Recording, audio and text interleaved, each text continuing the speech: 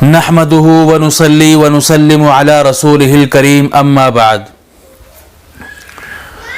معزز سامعین، ہر عمل میں سنت اختیار کرنا، سنت کے مطابق اپنے اوقات کو گزارنا، یہ اہل دل کا شیوا ہے، اللہ کے قریب اور خاص بندوں کا طور طریق ہے۔ جب بھی کوئی عمل کرے، کوئی بھی کام کرے، تو اس میں یہ ضرور دیکھ لے کہ اس میں مسنون طریقہ کیا ہے، اس کو اگر کیا جائے تو اللہ کی خوشنودی اور نبی کریم صلی اللہ علیہ وسلم کی سنت کے مطابق کیسے کیا جائے۔ مسنون طریقہ تلاش کرنا یہ خاص بندوں کا طور طریق ہے، ہر مسلمان پر بھی ضروری ہے۔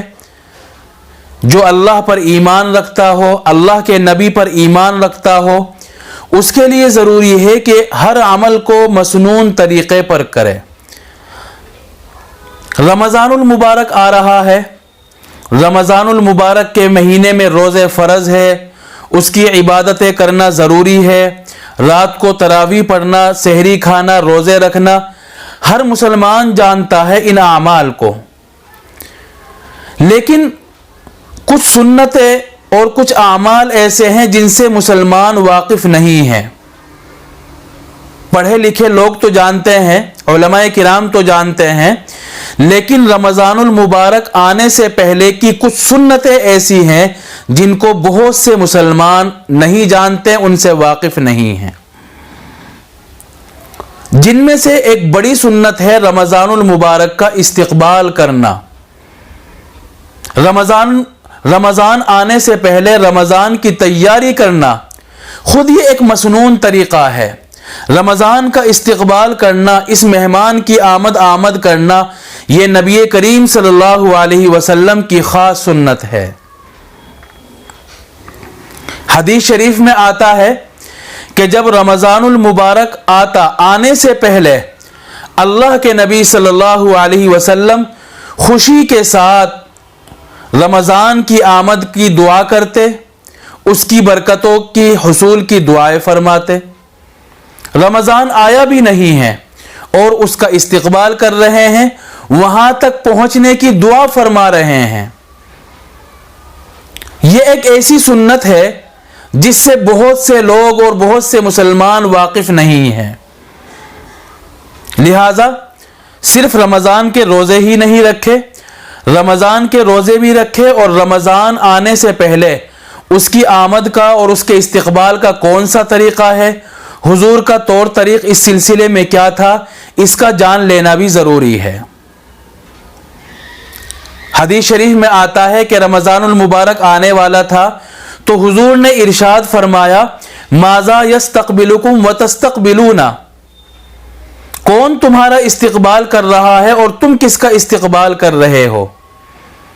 حضرت عمر رضی اللہ تعالیٰ عنہ نے پوچھا کہ اللہ کے نبی کیا ہوا، کیا کوئی وحی اترنے والی ہے؟ حضور نے فرمایا نہیں۔ حضرت عمر نے پھر پوچھا کہ کیا کسی دشمن سے جنگ ہونے والی ہے؟ حضور نے ارشاد فرمایا کہ نہیں۔ پھر پوچھا کہ کیا بات ہے، آپ نے یہ بات کیوں ارشاد فرمائی؟ حضور نے فرمایا کہ دیکھو، تمام مسلمانوں کی، تمام اہل قبلہ کی اللہ تبارک و تعالی رمضان المبارک کی پہلی رات میں مغفرت فرما دیتے ہیں۔ رمضان کا مہینہ آیا بھی نہیں اور اللہ کے نبی مارے خوشی کے رمضان المبارک کی برکتوں کا ذکر پہلے ہی ارشاد فرما دیتے تھے۔ کیا ہم میں سے کوئی اس طرح رمضان کی تیاری کرتا ہے؟ بلکہ حضرت انس رضی اللہ عنہ سے تو منقول ہے، وہ فرماتے ہیں کہ نبی کریم صلی اللہ علیہ وسلم جب بھی رجب کا چاند نظر آتا تو اللہ کی بارگاہ میں دعا فرماتے، اللہم بارک لنا فی رجب و شعبان و بارک لنا فی رمضان، اے اللہ ہمارے لیے رجب کے مہینے میں اور شعبان کے مہینے میں برکتیں نازل فرما، اور خاص طور سے رمضان المبارک میں برکتیں نازل فرما۔ رمضان مہینے سے، رمضان المبارک کا مہینہ آنے سے 2 مہینہ قبل दुआ फरमा रहे हैं। रजब के महीने में बरकतों की, शाबान के महीने में बरकतों की, रमज़ानुल मुबारक में खुसूसी तौर पर बरकतों की दुआएं फरमा रहे हैं। क्या इन दुआओं का एहतिमाम हम करते हैं? क्या इन सुन्नतों का एहतिमाम हम करते हैं?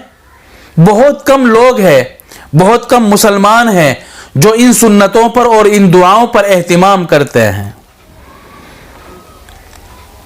हजरत उसामा इब्न ज़ैद रज़ी अल्लाह ताला अन्हु फरमाते हैं कि नबी करीम सल्लल्लाहु अलैहि वसल्लम रमज़ान के अलावा किसी महीने में इतने रोज़े नहीं रखते थे जितने शाबान के महीने में रखते थे।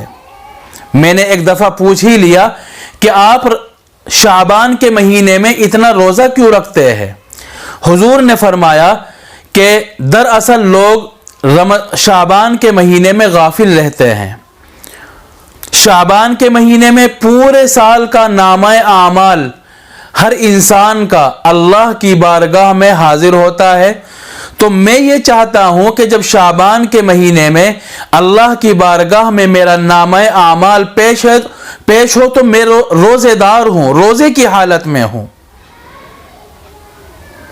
ये अल्लाह के नबी की तैयारियां हैं। रमज़ान आने से पहले रमज़ान की सुन्नतों को जिंदा किया जा रहा है, उसकी तैयारी की जा रही है, उस रमज़ान जैसा इबादतों का मिजाज बनाया जा रहा है। यह है रमज़ान की तैयारी, यह है रमज़ान आने से पहले रमज़ान आने से पहले की सुन्नतें। खुलासा कलाम यह है कि रमज़ान में जो इबादतें की जाती है, रमज़ान में जो आमाल किए जाते हैं, वही आमाल शाबान के महीने में भी किया जाए। यही रमज़ान का इस्तकबाल है। रमज़ान में हम रोज़े रखते हैं, रमज़ान में हम कुरान करीम की नवाफिल की ज़्यादती करते हैं और महीनों के मुकाबले में। तो शाबान के महीने में भी हम कसरत के साथ रोज़े रखें, शाबान के महीने में भी हम कसरत के साथ नफली इबादतें करें, कुरान करीम की तिलावतें करें और रात की नमाज़ों का एहतिमाम करें, तहज्जुद वगैरह का एहतिमाम करें। जो आमाल हम रमज़ान में करने वाले हैं वही आमाल हम शाबान में भी करें। अगरचे इतना ना करें लेकिन बाकी 10 महीनों के मुकाबले में शाबान में आमाल की ज़्यादती कर लें, रोज़े नमाज और नवाफिल की ज़्यादती करें। यही रमज़ान की तैयारी है, यही रमज़ान का इस्तकबाल है और ऐसा करना मसनून है। अल्लाह के नबी सल्लल्लाहु अलैहि वसल्लम का ऐसा ख़ास अमल है, हुजूर की ऐसी ख़ास सुन्नत है जिससे बहुत से लोग नावाकिफ़ है। ये इसलिए है रमज़ान से पहले शाबान में रोज़े वगैरह रखना ताकि रमज़ान में इबादत करना आसान हो जाए। आपने देखा होगा, सब मुसलमान जानते हैं कि फ़र्ज़ नमाज से पहले अक्सर नमाजों में सुन्नतें हैं। फ़र्ज़ में 2 रकात फ़र्ज़ है, फजर की नमाज में 2 रकात फ़र्ज़ है, तो फ़र्ज़ों से पहले 2 रकात सुन्नत भी है। ज़ोहर में 4 रकात फ़र्ज़ है, 4 रकात से पहले 4 रकात सुन्नतें भी हैं। असर में भी 4 रकातें फ़र्ज़ों से पहले सुन्नत है और इशा में भी फ़र्ज़ों से पहले 4 रकातें सुन्नतें हैं। तो मगरिब में छोड़कर तमाम नमाजों में फ़र्ज़ों से पहले सुन्नतें हैं। ये सुन्नतें क्यों अल्लाह की तरफ से नाजिल की गई, इनका क्यों हुक्म दिया गया? ये इसलिए दिया गया है क्योंकि अब हम फ़र्ज़ नमाज पढ़ेंगे, अभी हम घर से आए हैं, अपनी दुकान से आए हैं, तो कारोबार छोड़कर और दुकान छोड़कर हम जब फ़र्ज़ों में अगर डायरेक्ट लग जाएंगे तो हमारा दिल फ़र्ज़ों में शायद एकदम न लग सके, हमारा ध्यान, हमारा दिल शायद फ़र्ज़ों में एकदम न जम सके। तो अल्लाह ने पहले सुन्नतें नाजिल फरमा दी, सुन्नतों का हुक्म दिया ताकि पहले सुन्नतें पढ़ ले और आदमी का जहन कारोबार से हटकर, बिजनेस से हटकर, अपने घर से हटकर अल्लाह की बारगाह में यकजा होना और हाजिर होने का उसको ख़ास मौका मिल जाए और उसका मिजाज बन जाए। फिर उसके बाद जब फ़र्ज़ पढ़ेगा तो पूरी यकसुई के साथ, खुशू और खुजू के साथ वो फ़र्ज़ों को अदा कर सकेगा। इसी तरह हम रमज़ानुल मुबारक में नमाज भी पढ़ेंगे नवाफिल की ज़्यादती के साथ روزے بھی رکھیں گے، قرآن کریم کی تلاوت بھی کریں گے، تو ایک آدمی جو 11 مہینے تک بزنس میں لگا رہا، گھر بار میں لگا رہا، کاروبار میں لگا رہا اور دیگر اپنے جو کام ہیں ان میں لگا رہا، اب ایک دم اچانک سے رمضان کا مہینہ آیا تو ہو سکتا ہے اس کے مزاج میں خشوع اور خضوع نہ پیدا ہو سکے۔ تو اللہ کے نبی نے رمضان سے پہلے شعبان کے مہینے میں بھی کچھ اعمال کا حکم دیا تاکہ اس کے اندر عبادت کا مزاج پیدا ہو جائے، اس کے مزاج میں خشوع اور خضوع پیدا ہو جائے۔ تو رمضان المبارک کی آمد سے پہلے رمضان کی تیاری کر لینا یہ بھی نبی کریم صلی اللہ علیہ وسلم کی سنت ہے۔ اور ایک آخری بات یہ بھی ہے کہ رمضان کی تیاریوں میں یہ بھی شامل ہے وہ تمام ضروریات جو رمضان المبارک میں پیش آ سکتی ہے، وہ تمام بڑے کام جو رمضان المبارک میں ہونے والے ہیں ان سے پہلے ہی فارغ ہو جائے۔